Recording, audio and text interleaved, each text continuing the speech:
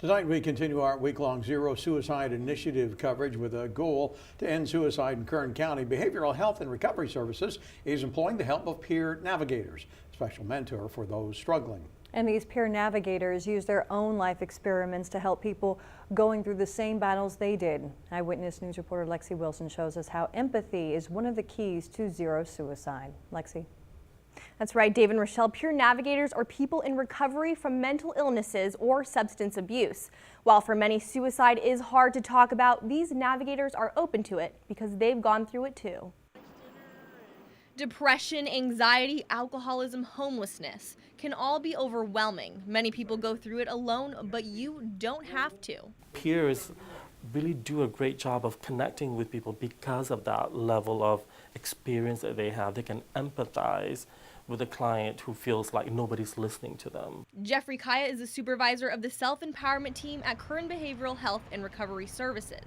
He says peer navigation was established to ensure people don't fall through the cracks, especially those with suicidal thoughts. They develop that relationship in order to demonstrate to the clients that we completely understand what they're going through and that we're going to get them to the services that they need. A peer navigator is more than a counselor. They're a former patient, so they're not afraid to talk about suicide and want to use their experience to support you.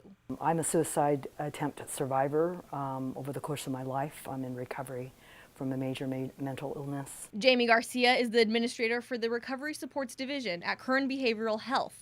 When she was a teenager, she tried to kill herself. I'm so grateful that I never completed a suicide.